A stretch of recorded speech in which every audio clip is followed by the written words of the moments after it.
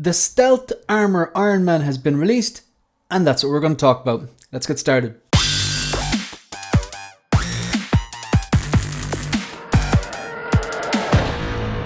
Hi everyone, welcome to 1/6 Figure Focus, and in this video we're going to take a look at the Hot Toys 1/6 scale Stealth Armor Iron Man based on the comic book likeness of this particular version of Iron Man.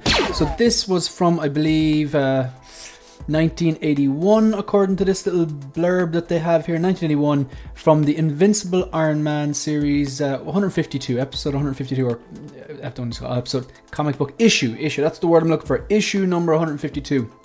So again, just have to give a disclaimer out there. My collecting is rooted in my love of movies and television.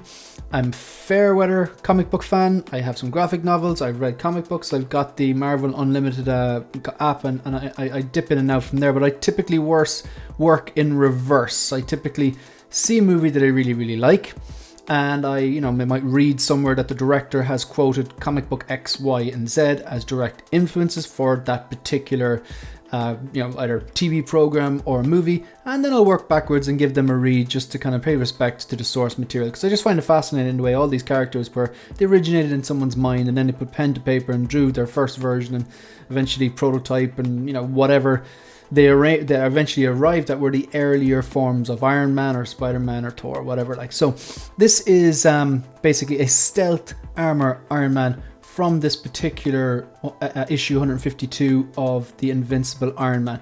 So it's kind of like a bluish color. This, I believe, from looking at this, it looks like the exact same mold, or very, very similar mold. Let's say it's the exact same mold as the comic book Origins Iron Man, the red and gold classic colors with the acrylic parts that caused a bit of controversy, and the holographic, the desk and stuff like that. I actually thought that was pretty cool, came with the suitcase. May still go down and get that one, but for me, because I prefer the screen accuracy and the more real world feel, I'd always gonna lean towards, say, the likes of the Mark III or the Mark VI, or even like the Mark 85 Battle Damage or something like that. But people who are die-hard comic book fans, whose collecting is based and rooted in comic books, they're gonna be looking at this and they're gonna eat this stuff up. They're like, this is probably just not even a no-brainer for a lot of those people. And I could be wrong. If you're a die-hard comic book fan and you're watching right now and you're like, no, these don't interest you, I'm really curious to hear your point of view as to why you don't want these if you are a comic book fan. Because I'd imagine if you are a comic book fan, you probably gravitate more towards these, but I could be wrong. Everyone's different. Maybe you prefer the screen accurate look, but prefer reading the comics up. Anyway, so this looks like the same mold as that red and gold classic Iron Man that they originally released, the comic book series. This is the third one, so now they got the classic red and gold, they've got the Stealth, and they've got the War Machine, which also was released today. And as we flick through some of these images, we can see, I don't particularly like this one. I don't like. If I had to get one, I would probably get the red and gold Iron Man one, because I have read some of those. I've read the first Iron Man one, that really, really, really old Iron Man ones. I've read the very first, I think the first 3 or 4 of them, where it just, it looks very, very dated, and he carried it around in a suitcase.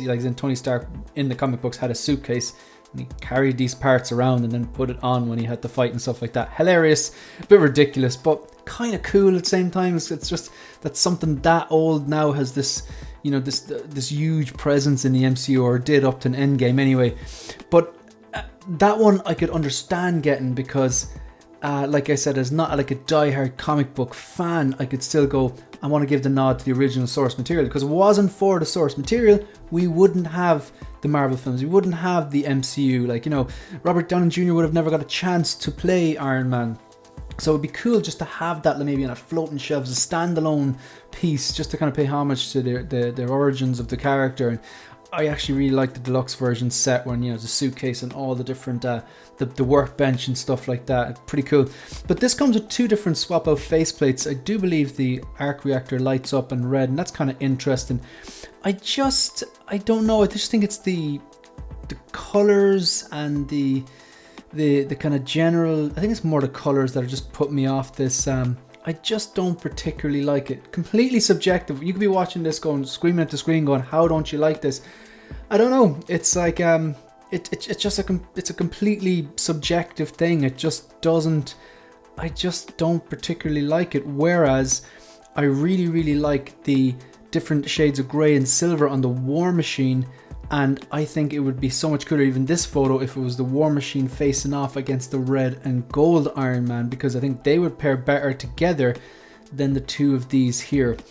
But yeah, look, a short video really definitely not for me. If I had to pick up any of these out of the three kind of a comic book origin series for Iron Man that they've done, it would just be that classic red and gold Iron Man with the workbench and the suitcase and the two swap out faceplates and the acrylic parts, which don't really bother me as much as they bother other people. Yeah, look, that's the end of the video. If you want to support the channel, please like the video, subscribe to the channel, and leave a comment. Let me know if you're picking this up or not, and maybe while you're at it, if you're a comic book fan or not, and are you picking it up or not. I really want to hear for those comic book fans. Yeah, you can also follow me on Instagram and on Twitter. That's it. That's the end of the video. See you in the next one. Good luck.